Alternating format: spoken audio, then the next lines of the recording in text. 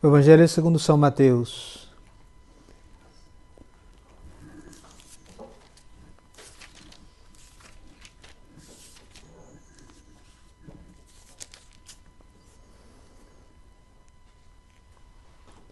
Naquele tempo disse Jesus aos seus discípulos: quando jejunardes, não tomeis um ar de tristonho, como o fazem os hipócritas, que desfiguram suas faces para que os homens vejam como jejuam.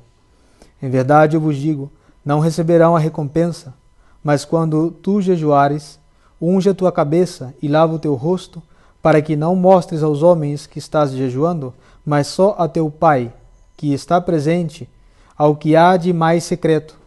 E o teu Pai, que vê as coisas ocultas, te dará a recompensa. Não ajunteis para vós tesouro na terra, onde a ferrugem e a traça consomem e onde os ladrões desterram e roubam. Ajuntai, porém, tesouro no céu, onde não há ferrugem nem traça que consomem, nem ladrões que roubam. Porque onde está o seu tesouro, aí também está o teu coração. Podem sentar-se.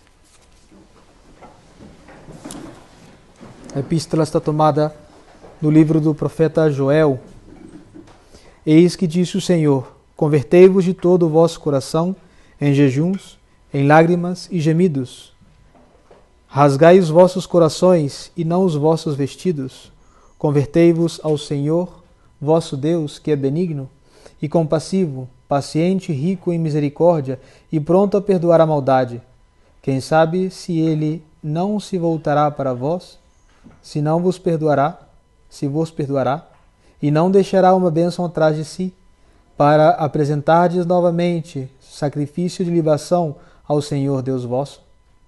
Tocai a trombeta em Sião, guardai um jejum sagrado, convocai a assembleia, reuni o povo, santificai a igreja, reuni os velhos, congregai os pequenos e os meninos de peito. Saia o esposo do seu aposento e a esposa do seu leito nupcial. Os sacerdotes, ministros do Senhor, chorem entre o vestíbulo e o altar, dizendo: perdoai, Senhor, perdoai o vosso povo, e não deixeis cair a vossa herança no opróbio, expondo aos insultos das nações, porque se diria entre as nações: onde está o seu Deus?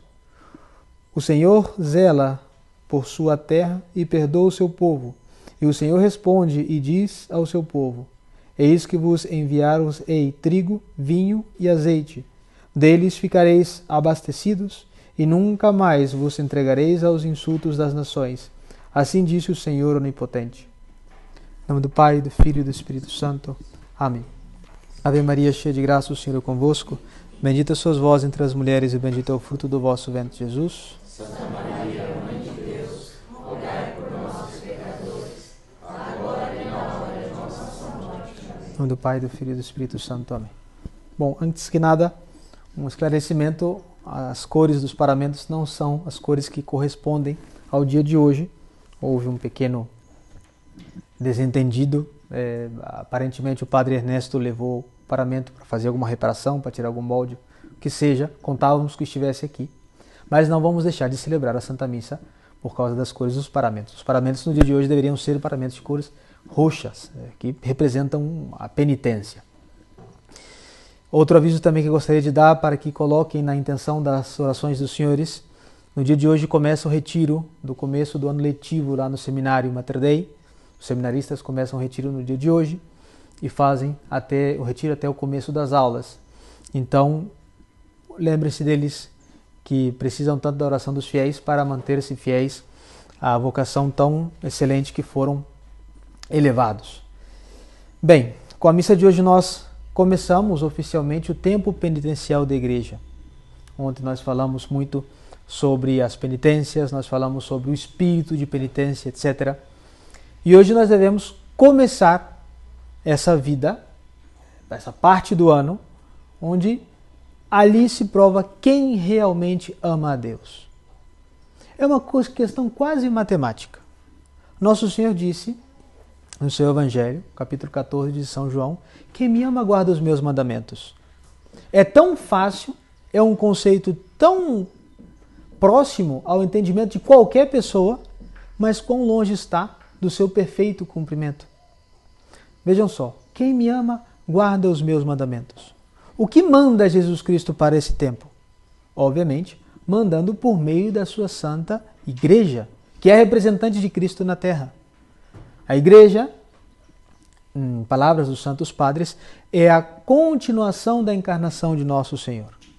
Então a igreja nos chama à penitência, nos chama à mortificação. Ontem falávamos qual a diferença de uma coisa, qual a diferença da outra.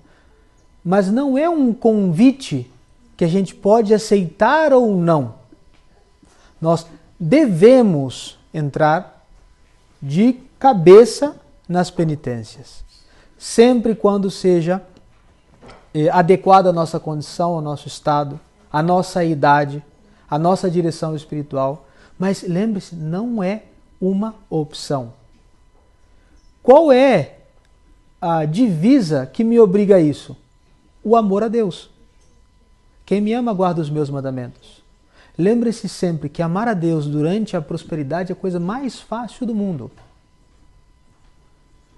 Porém, o amor se prova por meio da dor. Lembrem-se, não existe outra maneira de provar o amor senão por meio da dor.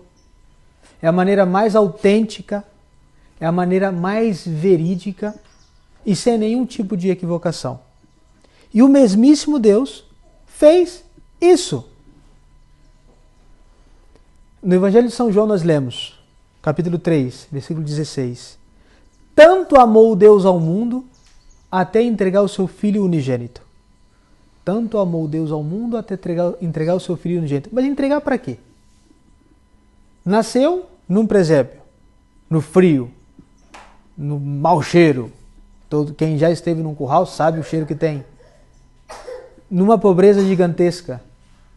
Viveu da sua diligência, teve que ajudar o seu pai adotivo na oficina. Logo ele tomou frente daquela oficina. Lembre-se, Nosso Senhor é um homem com calos nas mãos e ombros largos de fazer força.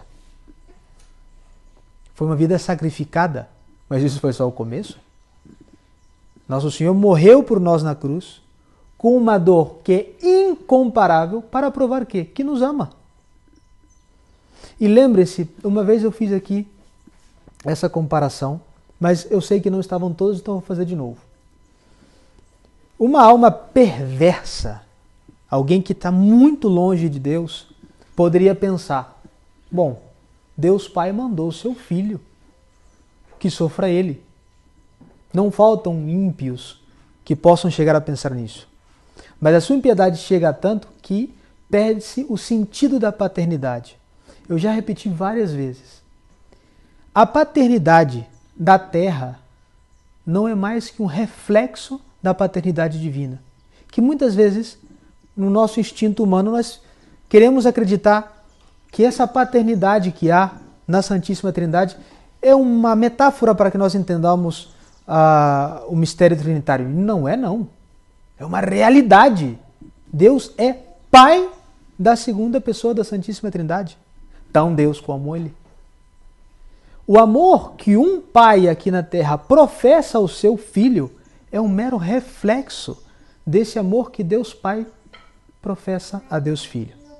E os senhores, principalmente os que são os pais, quem não é pai ainda não vai entender muito, mas podem mais ou menos pegar a ideia. Mas quem é pai? Quem tem filho? Se o seu filho estivesse prestes a levar um tiro e os senhores pudessem se colocar na frente da bala, os senhores se colocariam ou não? Tenho certeza que sim. Imediatamente, sem nenhum tipo de dúvida, porque o pai quer proteger o filho. Tanto amou Deus ao mundo até entregar o seu Filho unigênito. O sacrifício gigantesco de Deus Pai. Como não supor isso? Como não concluir isso? Ele entrega o seu Filho para um sofrimento tão grande, para quê? Para recuperar as nossas almas, culpadas, pecadoras, miseráveis. Vejam como Deus, por meio da dor, prova o amor infinito que nos tem. E agora, nesse tempo penitencial, nós estamos chamados a provar a Deus que nós o amamos pelas mesmas vias. As vias das mortificações, das penitências. Quando nós estamos na Páscoa no dia da Páscoa, que graças a Deus teremos missa aqui na região de São Paulo, no dia da Páscoa esse ano, lá em Cachoeira Paulista. Eu chegarei, terminarei a vigília pascal lá no seminário, e na mesma madrugada eu venho para o Brasil, mas eu chego quase 1h da tarde em Guarulhos, então não tenho tempo de celebrar a missa em 2 lugares. Mas na Páscoa, todos nós acompanhamos o nosso Senhor ressuscitado, alegre. Festejamos, comemos em família. Acabou o jejum. Mas lembrem-se que isso, de certa forma, é um prêmio para quem acompanhou nosso Senhor no Calvário. Acompanhou o frio de nosso Senhor, a fome de nosso Senhor, a sede de nosso Senhor, a falta de sono dele. A Quaresma, ou melhor dito, o tempo penitencial preparatório para a Santa Páscoa está composto de 2 partes. Os domingos de Quaresma e os domingos de Paixão. São 4 domingos de Quaresma e 2 domingos de Paixão. O último domingo de Quaresma é o domingo de Letare. O domingo de Letare é aquele domingo onde o padre, se houver a possibilidade, se veste com paramentos rosa, que é a mistura entre o roxo e o branco, simbolizando que a Quaresma continua ainda, mas é uma espécie de descanso das penitências quaresmais.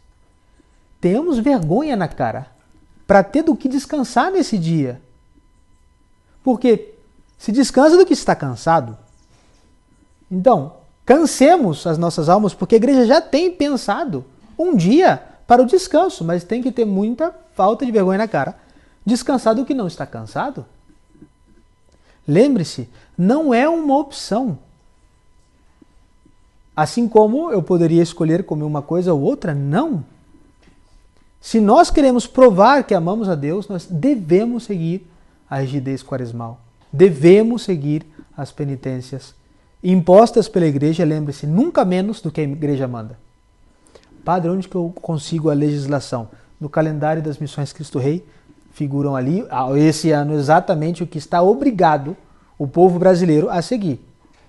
Menos que o que está no calendário não pode.